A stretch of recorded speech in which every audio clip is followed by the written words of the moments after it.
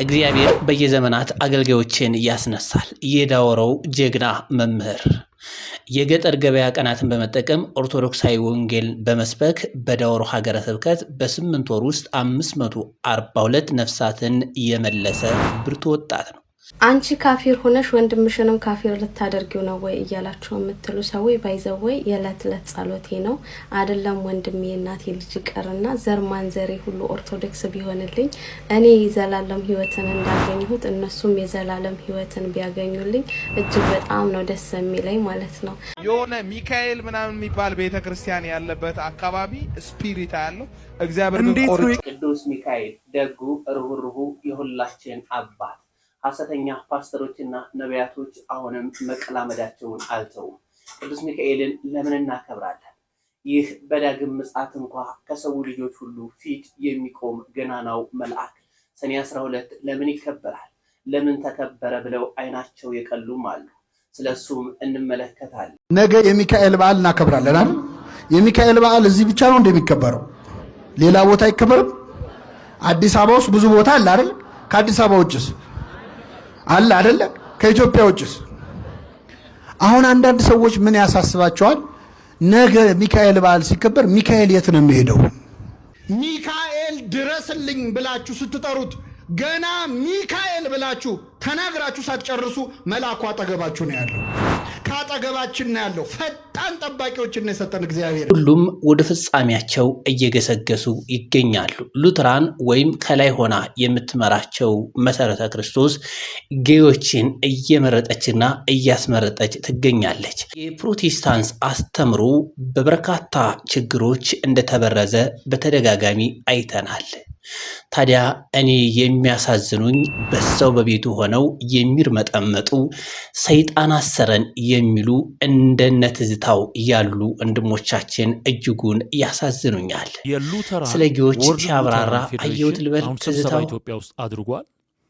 ፒክቸሮችን ደግሞ ሼር አድርጓል። እዛ ላይ የመካነ ኢየሱስ ዋና መሪ የሆነው ዶክተር ዮናስ የሚባለውን ግለሰብ ፒክቸር እዛ ላይ ተመልክተናል። ሌሎችም አሉ። ከዚህ በፊት በዚህ ዙሪያ በግብረ ሰዶማውያን ዙሪያ ፈንድ እየተደረገች የምትኖረው የመካነ ኢየሱስ ቤተ ክርስቲያን በሰዶማዊነት ዙሪያ ስምምነት የለንም የሚል መግለጫ እንዳወጡ ይታወቃል። አሁን ደግሞ በስብሰባው ላይ ከተሳተፉት ሰዎች መካከል መካነ ኢየሱስን የሚመሩት አካላት እዛ ቦታ ላይ ተገኝተዋል ማለት እንደ ዶክተር ዮናስ አይነቶቹ። ተስታው እንዴ ተስታው እዚህ ጋር ነገር አለብህ አንሳ። አዎ እኔ የምልህ እስቲ የተወሰኑ ጥያቄዎችን እንጠይቅ። ምንም ማወቅ እስቲ ደግመህ ንገረኝ። እንደዚህ አስሮ የሚጫወትብህ ማን ነው? ሰይጣን። እግዚአብሔርን ክፉ መንፈስ ያንሳልህ። ኑሮ ከበደን የማይል ሰው የለም።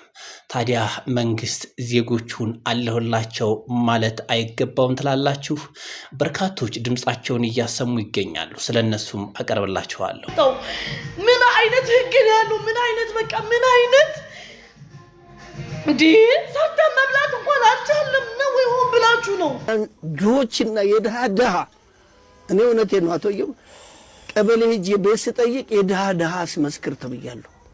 የድሃ ምን ያስፈልገ? ድህነት አይበቃም ወይ ብዬ ብል ቀበሌ የድሃ ካላልክ አይሆንም።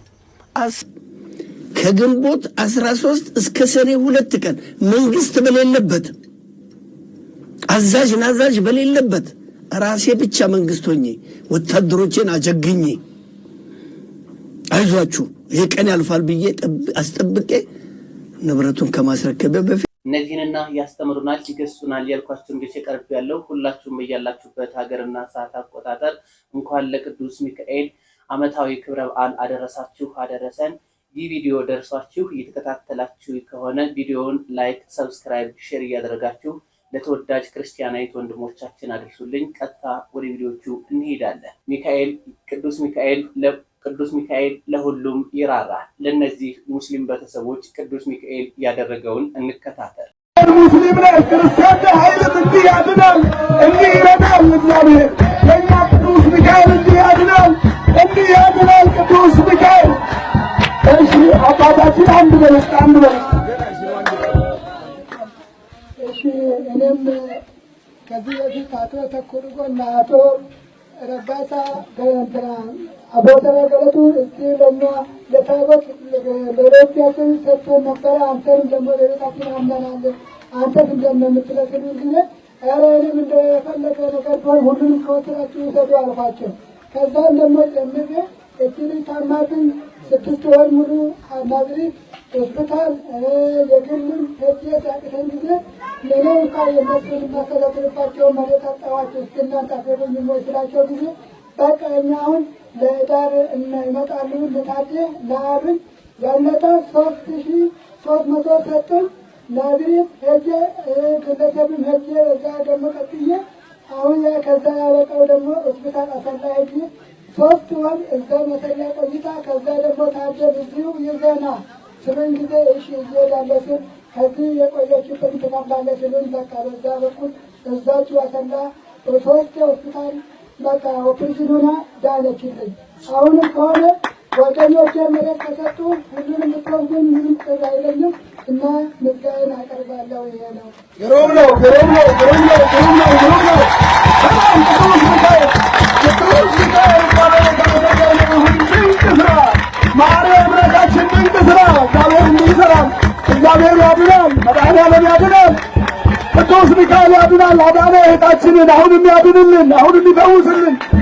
ለዚህ ለቤተ ክርስቲያን ቅድሚያ መሬት የሰጡ አባት፣ ለዚህ የተተከለበት ቦታ መሬት የሰጡ አባት መልሰው ደግሞ ልጃቸው ብትታመም የእናንተ አምላክ ይርዳኝ ልጄን እግዚአብሔር ያድን ብለው ዳነች ብለው ሳያፍሩ ክርስቲያን ካልሆነ እግዚአብሔር ሰውን አያድንም እንዴ? ያድናል፣ ያድናል።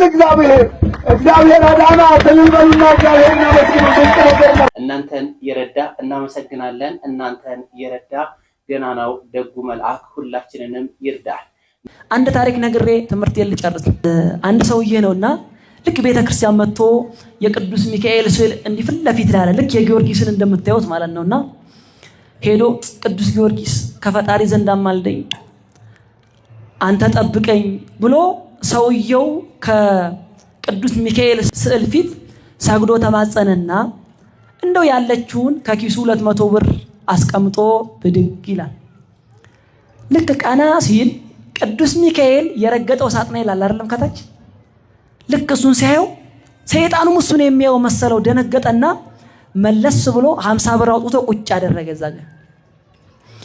ይሄን የታዘበ ሰው ቅድም ለቅዱስ ሚካኤል ብለ 200 ብር ሰጠ፣ አሁን ደግሞ 50 ብሩን ያስቀመጥከው የምንድን ነው አለው። አይ ለሰይጣኑ ነው አለ።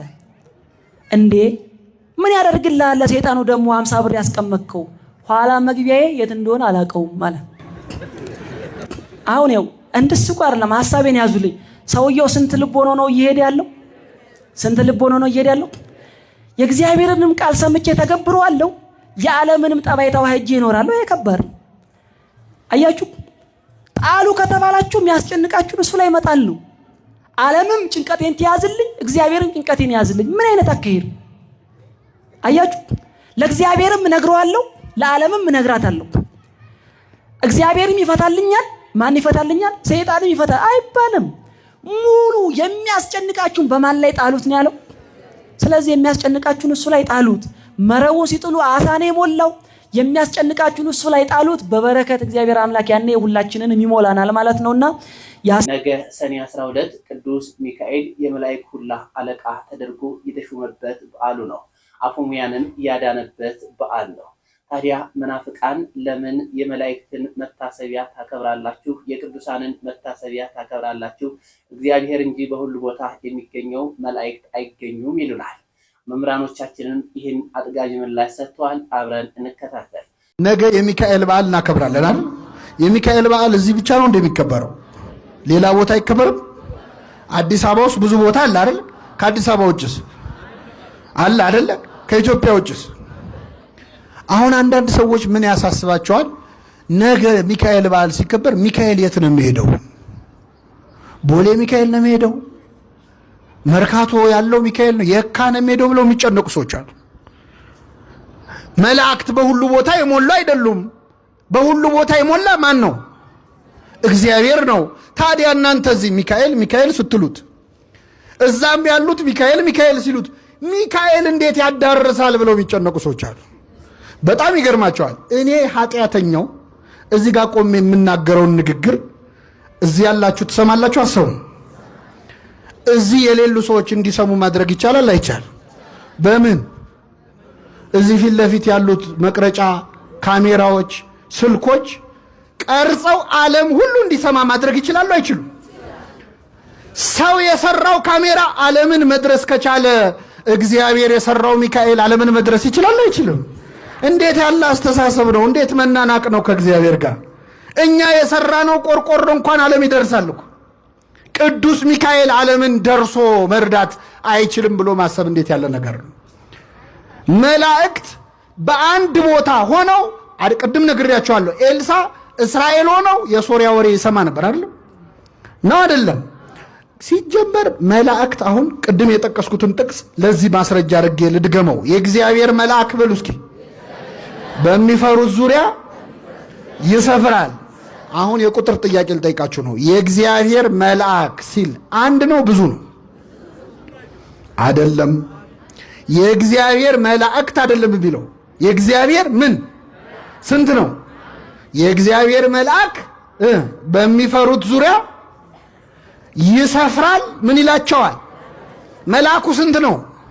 በጣም ጥሩ። የእግዚአብሔር መልአክ አንዱ መልአክ እግዚአብሔርን የሚፈሩ ሰዎች ስንት ናቸው? ስንት ናቸው? የት ነው የሚኖሩት? ቦሌ ሚካኤል አካባቢ ነው የሚኖሩት? በዓለም ሁሉ ነው አይደለ? እግዚአብሔርን የሚፈሩ መልአኩ ስንት ነው? የእግዚአብሔር መልአክ አንዱ ሚካኤል ማለት ነው። እግዚአብሔርን በሚፈሩት ሰዎች ዙሪያ ምን ይላል? ይሰፍራል። ሚካኤል ብቻውን እግዚአብሔርን በሚፈሩ ሰዎች ዙሪያ ምን ይላል? ያድናቸውማል። የተመሰገነ ይሁን እግዚአብሔር። በእውነት አመስግኑ። አንዱ መልአክ። አሁን ይህን ስላችሁ መላእክት በሁሉ ቦታ የሞሉ ናቸው አላልንም፣ እኛ አልወጣንም። በሁሉ የሞላ ማን ነው? መላእክት በቦታ ይወሰናሉ? አዎ ይወሰናል። ሚካኤል ድረስልኝ ብላችሁ ስትጠሩት ገና ሚካኤል ብላችሁ ተናግራችሁ ሳትጨርሱ መልአኩ አጠገባችሁ ነው ያለው። ካጠገባችን ነው ያለው። ፈጣን ጠባቂዎችን ነው የሰጠን እግዚአብሔር፣ ስሙ የተመሰገነ ይሁን። ገና ለምን ሳትጨርስ ሚካኤል ብለህ ሳትጨርስ ገና ሚ ስትል ሚካኤል አጠገብ ነው ያለው። ከዚህ መሃል እኔ ወገን የለኝም አባት እናት ወንድም እህት የለኝም ብሎ የሚያዝን ካለ ኧረ ብዙ ናቸው ዘመዶችህ፣ ኧረ ብዙ ናቸው ወንድሞችሽ እህቶችሽ። መላእክት ጾታ የሌላቸው እንደ ወንድም እንደ እህት የሚሆኑ እነ ቅዱስ ሚካኤል እነ ቅዱስ ገብርኤልን የመሳሰሉ ተቆጥረው የማያልቁ ዘመዶችን የሰጠን ማን ነው? እግዚአብሔር ነው። ከኛ ጋር ያሉት ከነርሱ ጋር ካሉት ይበልጣሉ ብላችሁ መደሰት አለባችሁ። በእውነት ቅዱስ ሚካኤል ኢትዮጵያን ማትምራት እስከ መቼ ነው ይበልልን። ይህችን ሀገር ማትምራት እስከ መቼ ነው ይበል። በእውነት ይሰማዋል እግዚአብሔር አይሰማው? ሰይጣን ክፉ ሆኖ ለምኖ ከተሰማ ሚካኤል ደግ ሆኖ ለምኖ እንዴት አይሰማም? ግን ሰዎች ያም ሰይጣን ፈተነኝ ይሄም ሰይጣን ፈተነኝ ሲባል እንዴ ሰይጣን በሁሉ የሞላ ነው እንዴ አይሉም። ሚካኤል ረዳኝ ስትሉ ግን ደማቸው ይፈላል። ለሰይጣን የማይጠይቁት ጥያቄ እንዴት ለሚካኤል ይጠይቃሉ? በጣም ያሳዝናል። አንዳንዴ ሰዎች ከአጋንንት ጋር ፍቅር ያላቸው ይመስላል። ቅዱስ ሚካኤል ኃጢአት ተሰረየችልኝ በለለውላችን።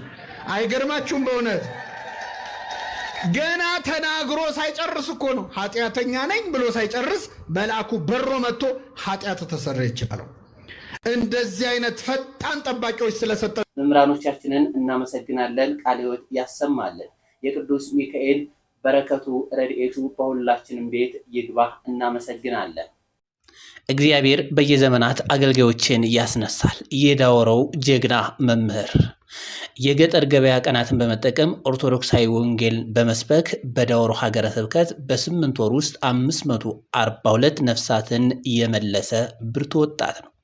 ስሙ መምህር ታምራት አበራ ይባላል። ተወልዶ ያደገው በዳውሮ ዞን በቀድሞ ቶጫ ወረዳ ሲሆን በቱርፋት ቅድስት ቤተክርስቲያን ያገለግላል። በአገልጋይ እጥረት በሚቸገርበት የደወሮ ሀገረ ስብከት የወንጌል አገልግሎት የተደራሽነት ክፍተት በመረዳት በእርሱ ተነሳሽነት ስፒከር በመያዝ በገጠር ገበያ በሚውሉበት ቀናት ህዝብን ገበያ ላይ እንዲሰበሰቡ በማድረግ ነጠላ ለብሶ መንገድ ላይ ወንጌል በማስተማር በ8 ወር ውስጥ ብቻ 542 ነፍሳት የእግዚአብሔር ልጅነትን ማስገኘት አስችሏል። ወንድማችን በርታልን። ኩን ደመላሽ እንደጻፈው ነው። ደቡብ እንደሚታወቀው በአሁኑ ሰዓት በኦርቶዶክሳዊነት እያበበች ትገኛለች። ደግሞ እንደዚህ አይነት ጀግና ወጣት አስተማሪዎች ሲገኙ ምንኛ ደስ ይላል። ቸሩ እግዚአብሔር የአገልግሎት ዘመንህን ይባርክልህ በሉት። የሆነ ሚካኤል ምናምን የሚባል ቤተክርስቲያን ያለበት አካባቢ ስፒሪት ያለው እግዚአብሔር ግን ቆርጧል። እነዚህ ሐሰተኛ ፓስተሮችና ነቢያቶች ከኦርቶዶክስ ተዋሕዶ ቤተክርስቲያን አማኞችን እየነጠቁ እምነት አልባ እያደረጉ ይገኛሉ። ጥንቃቄ ልናደርግ ይገባል። ፕሮቴስታንቲዝም ምንም መሰረት የለውም። መሰረት እንደሌለው የራሳቸው ፓስተሮች እየወጡ እየተናገሩ ከዚህ ቀደም ሰምተናል። እኛ ኦርቶዶክሲያን የምንጠናው አባቶች ቢስቱ በአሁን ያሉት አባቶች ቢስቱ እንኳ የኛ የኦርቶዶክስ ተዋሕዶ ቤተክርስቲያን አወቃቀሯ ለየት ያለ ነው። ምን ትጠቀማለች? የቀደሙ አባቶች ከሐዋርያን ስር ቁጭ ብለው የተማሩ መጽሐፍ ቅዱስን ያዘጋጁልን እነ ቅዱስ አግናጢዎስን፣ እነ ቅዱስ ሄሬኒዎስን፣ እነ ቅዱስ ቄሌሜንጦስን ሌሎቹንም አባቶች አስተምሯቸው ምንድን ነው? ስለ ቅዱሳኑ ያስተማሩት ምንድን ነው? ስለ ድንግል ማርያም ያስተማሩት ምንድን ነው? ምክንያቱም እነዚህ ታላላቅ አባቶች ከሐዋርያት ስር ቁጭ ብለው መጽሐፍ ቅዱስን አሰባስበው እዚህ ያደረሱልን እነሱ ናቸው። የኛ አባቶች መጽሐፍ ቅዱስን እንኳ አሳስተው ቢተረጉሙ እነዚህ ሊቃውንት ምን አሉ ብለን እንጠይቃለን። ፕሮቴስታንቲዝም ይህ መሰረት የለው፣ መጽሐፍ ቅዱስ ብቻ ይላል። ይህን መጽሐፍ ቅዱስ ያሰባሰቡትን እነ ቅዱስ ሄሬኒዎስን፣ እነ ቅዱስ አግናጢዎስን፣ እነ ቅዱስ ቄሌሜንጦስን ሌሎቹንም አባቶችን ቆርጦ ጥሏቸዋል። አያስባቸውም፣ ሪፈራንስ የላቸውም። ስለዚህ የፕሮቴስታንት ቤተ እምነት አወዳደቁ ገና ከዚህ የከፋ ይሆናል። ሉተራን ያሳዩት ነገር በአሁኑ ሰዓት በኢትዮጵያን በብዙዎቹ ዘንድ ግርምት ፈጥሯል። ከግብረ ሰዶማውያን ጋር አብረው እየሰሩ እንዳለ የሐዋርያትን አስተምሮ ወደ ጎን እንዳሉት እያየን እንገኛለን። ሁሉም ወደ ፍጻሜያቸው እየገሰገሱ ይገኛሉ። ሉትራን ወይም ከላይ ሆና የምትመራቸው መሰረተ ክርስቶስ ጌዮችን እየመረጠችና እያስመረጠች ትገኛል። የፕሮቴስታንት አስተምሮ በበርካታ ችግሮች እንደተበረዘ በተደጋጋሚ አይተናል። ታዲያ እኔ የሚያሳዝኑኝ በሰው በቤቱ ሆነው የሚርመጠመጡ ሰይጣን አሰረን የሚሉ እንደነ ትዝታው ያሉ ወንድሞቻችን እጅጉን ያሳዝኑኛል። ስለ ጌዎች ሲያብራራ አየሁት ልበል። ትዝታው መሰረተ ክርስቶስንና ሉትራንን እየጠቀሰ ስለ ጌይ በዚህ ቪዲዮ ሲያብራራ አይተነዋል። እስኪ ትዝታውን ምን ትጠብቃለህ እንበለው፣ እንከታተል። የሉተራን ወርልድ ሉተራን ፌዴሬሽን አሁን ስብሰባ ኢትዮጵያ ውስጥ አድርጓል። ፒክቸሮችን ደግሞ ሼር አድርጓል። እዛ ላይ የመካነ ኢየሱስ ዋና መሪ የሆነው ዶክተር ዮናስ የሚባለውን ግለሰብ ፒክቸር እዛ ላይ ተመልክተናል። ሌሎችም አሉ። ከዚህ በፊት በዚህ ዙሪያ በግብረ ሰዶማውያን ዙሪያ ፈንድ እየተደረገች የምትኖረው የመካነ ኢየሱስ ቤተ ክርስቲያን በሰዶማዊነት ዙሪያ ስምምነት የለንም የሚል መግለጫ እንዳወጡ ይታወቃል። አሁን ደግሞ በስብሰባው ላይ ከተሳተፉት ሰዎች መካከል መካነ ኢየሱስን የሚመሩት አካላት እዛ ቦታ ላይ ተገኝተዋል ማለት እንደ ዶክተር ዮናስ አይነቶቹ። በዚህ በኩል ነብይነት ሐዋርያነትን ምናምን ጭፍጭፍ አድርገው ሲናገሩ እንመለከታለን። አይቆሙም፣ እኛ መድረክ ላይ አንቆም፣ መድረክ ሼር አናረግም የሚል ነገር ሲናገሩ ተመልክቻለሁ። ከዛ በፊት ደግሞ በነበረው ሰዶማዊነትን በሚመለከት ጥያቄ ቀርቦ ፍጭት ነበር። በጣም አደገኛ የሆነ ችግር ተፈጥሮ ነበር። አሁን እሱ ተድበስብሶ ያለፈ ጉዳይ ነው።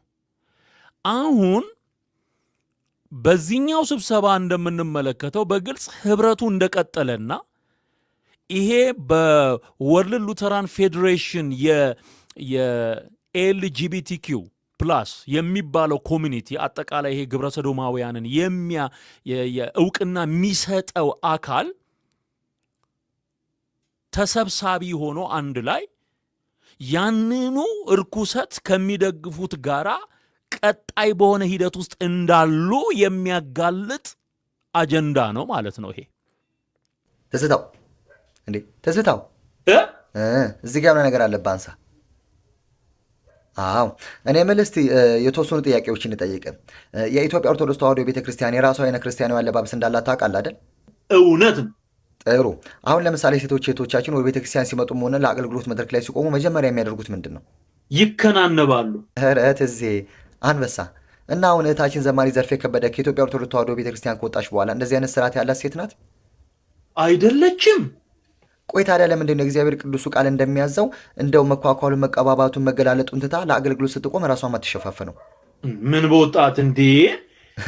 እሱስ ልክ ነው። ኧረ ምን በወጣት ድሮስ ይህንኑ ጠልታ አይደል ከቤተክርስቲያን አፈንግጣ ያወጣችው?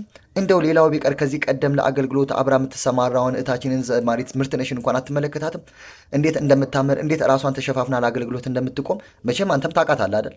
እኛ እኮ እናውቃለን እኮ ምን አይነት የእግዚአብሔር ቃል እውቀት የሞላባት ሴት እንደሆነች። ኧረ በጣም እግዚአብሔር የአገልግሎት ዘመኗን ይባርክላት። ቆይ ነው የሚለው ረስቼው። አንተስ ብትሆን ለምንድን ነው ብዙ ጊዜ ቆይ ሚዲያ ላይ ስትወጣ የኢትዮጵያ ኦርቶዶክስ ተዋሕዶ ቤተክርስቲያን የምትሳደበው? እንደው ምን እየጠጣክ እየወጣ ነው? እስቲ እንደው ንገረኝ። እውነቱን እንነጋገራለን። አዎ ማርያምን፣ እስቲ እውነቱን ንገረኝ። አረቄ። በስመ አብ። መጀመሪያም ጠርጥሬያለሁ። ቆይ እንደዚህ እንድታደርግ የሚገፋፋ ማን ነው? ይሄ ልክስክስ አጋንንት ነው። በጓሮ በኩል አሃ። ስለዚህ የዚህ ክፉ መንፈስ ተጠቂዎች ምን የሚያደርጉ ናቸው? ይኸው የገዛ አባቶቻቸውን የሚያዋርዱ በየሚዲያው የሚያዋርዱ ናቸው። ስለዚህ እንደዚህ ከሚያደርጉ ሰዎች መካከል አንዱ ማን ነው? እኔ። ጎበዝ፣ አንተ መሆንን ማወቅ። እስቲ ደግመህ ንገረኝ። እንደዚህ አስሮ የሚጫወትብህ ማን ነው? ሰይጣን። እግዚአብሔር ይህን ክፉ መንፈስ ያንሳልህ። እስቲ እንደው ሌላ የምትነግረኝ ነገር አለ? ሌሎች በጣም ብዙ የሚባሉ ነገሮች አሉ። ጊዜ ስለሚገድበን ነው እዚህ ላይ ማቆሙ። ልክ ነህ። ሌላ ጊዜ ስንገናኝ በሰፊው እናወራለን። እኔም ሰዓት ሄዶብኛል። አመሰግናለሁ ስለነበረን ቆይታ። መልካም ጊዜ። እናመሰግናለን። እኛ የምንወድህ ኦርቶዶክሳውያንም ወንድማችን ከቤቷ ወጥተሃል ከምትወዳት ከኦርቶዶክስ ተዋሕዶ ቤተክርስቲያን እባክህ በዛ አስሮ የቀረው ይኸው የጊዎች አምላክ ሰይጣን ከሆነም ኦርቶዶክሳውያን እንጸልይልሃለን፣ ወደ ቤትህ ተመለስ። አሁንም ሁላችንም ኦርቶዶክሳውያን ከቤቷ የወጡ ወንድሞቻችንን እንዲመልስልን ቸሩ እግዚአብሔር ይርዳልን። ምን አይነት ህግ ነው ያለው? ምን አይነት በቃ ምን አይነት እንዴ! ሰርተን መብላት እንኳን አልቻለም ነው ወይ? ሆን ብላችሁ ነው? የኑሮ ውድነቱ በዓለም ደረጃ የተከሰተ ነው። በእኛ ሀገር ደግሞ ስንመጣ እጅጉን ባስ ይላል። በአሁኑ ሰዓት ክረምት እየደረሰ ነው። አዛውንቱ በዚህ ሰዓት ተራቡ ማለት ኑሮን ከብርድ ጋር መግፋት እጅግ ከባድ ይሆንባቸዋል። ስለዚህ የሚመለከተው አካል አለሁላችሁ ዜጎቼ፣ አብረን እየኖርን እንዴት እንደዚህ ትሆናላችሁ ብሎ ማሰብ አለበት። በዚህ በኩል በሀገራችን ላይ በተደጋጋሚ የዜጎች ግድያ፣ የኦርቶዶክሳውያን ግድያ፣ የመኪናው አደጋው፣ በርካታ ችግሮች በሀገራችን ላይ እየተከሰቱ ይገኛሉ። በአሁኑ ሰዓት ታዲያ ሰው ላይ መስራትን መንግስት ቆም ብሎ የተቸገሩ ሰዎች አባቶች የሚያነሱትን ሀሳብ ጠለቅ ብሎ በመረዳት ህዝቡን አለሁላችሁ ማለት ይገባዋል ባይ ነኝ። እንዳንድ ወጣት ዜጎቻችን እንደዚህ ሲቸገሩ፣ ወጣት ሲቸገር፣ አዛውንት ሲቸገር ማየት እጅጉን ያማል። ለሀገር ውለታ የዋሉ ሰዎች በዚህ ልክ ተቸግረው ራበን ሲሉ፣ ወርቅ ለሰጠን ለሀገራችን በአሁኑ ሰዓት ቤት አጣን መጸለያ አጣን ሲሉ ማየት እጅጉን ይከብዳል። ድሆችና የድሃ ድሃ እኔ እውነቴን ነው አቶየው ቀበሌ ሄጄ ቤት ስጠይቅ የድሃ ድሃ አስመስክር ተብያለሁ። የድሃ ድሃ ምን ያስፈልገ? ድህነት አይበቃም ወይ ብዬ ብል ቀበሌ የድሃ ድሃ ካላልክ አይሆንም። ከግንቦት 13 እስከ ሰኔ 2 ቀን መንግስት በሌለበት አዛዥ ናዛዥ በሌለበት ራሴ ብቻ መንግስት ሆኜ ወታደሮቼን አጀግኜ አይዟችሁ ይሄ ቀን ያልፋል ብዬ አስጠብቄ ቆይ ከእናንተ መካከል እናቱን ልዝረፍ የሚል ወታደር እጁን ያወጣል። የለም አውጡ እንጂ እንዝረፍ ብላችሁ የለም። ታዲያ ኢትዮጵያ ደግሞ ከእናታችሁ በላይ ነች። ይሄን አደራ የሰጠን የኢትዮጵያ ሕዝብ ነው። ጓድ መንግስቱ ናቸው እዚህ መጥቶ ያስረከቡን የኢትዮጵያ ሕዝብ ንብረት ነው። የኢትዮጵያ ሕዝብ ንብረት እንዴት እንዘርፋለን? ነገም የሚመጣው ሌላ መንግስት አናውቀውም፣ ማን እንደሆነ አናውቅም። ጠብቀን አስረክበን እንሄዳለን። እስቲ አሁን እንዝረፍ የምትሉ ስላቸው አባታችን ተስማምተናል አሉ። አሁን ግን ይቆጨኛል። እነዛ ሰዎች መሳፈሪያ እንኳን ሳይኖራቸው በእግራቸው የት እንደሆነ የስንት ክፍለ ሀገር ልጆች እንደሆኑ ምኑ ነው የሚቆጨው? ሻምበል ራቁታቸውን መውጣታቸው ውሰዳ ለማለቱ ምክንያቱም ለሌባ ነው አሳልፈን የሰጠነው። ቢሆንም ከእናንተ ወታደሩን እንደዛ አለማድረጎት ሊጸጽቶት አይገባም። እኔ ኮርቼ ኖሬያለሁ እና እነዚህን ፈረጆች በእርግጥ ያሳዝናል። በሰውኛ ትራንስፖርት ሳይኖረው ልነግርህ ነው። እነዚህ ዜጎች ግን ከሁሉም በላይ አሁን ዓለም ሊሰማ ይችላል። ይህንን የኢትዮጵያ ልጆች ሊሰሙ ይችላሉ። የኢትዮጵያ ትልልቅ ሰዎች፣ ተጽዕኖ ፈጣሪ ሰዎች ይሰማሉ። ሀገር እንዴት እንደተጠበቀች፣ ሀገር እንዴት ክብር እንደተሰጣት በአንድ ተራ ሻምበል ሰው ዛሬ ማንም በሀብት በሚራኮትበት ዘመን እኔ ድሃ መሆን አልችልም ነበረ። 150 ኪሎ 250 ኪሎ ግራም ወርቅ ብዘርፍ ባዘርፍ የሌባ ተባባሪ ብሆን እኔ ለማኝና ኩሊ አልሆነም ነበር፣ ዘበኛ አልሆነም ነበር። ግን ከዚህ በላይ የሚያኮራኝ ታማኝነቴ ነው። አሁንም የዓለም ላይ የሚሰማ ኢትዮጵያዊ ዜጋ በሙሉ እንዲያውቅ የምፈልገው እኔ ለኢትዮጵያ ባለውለታ ነኝ።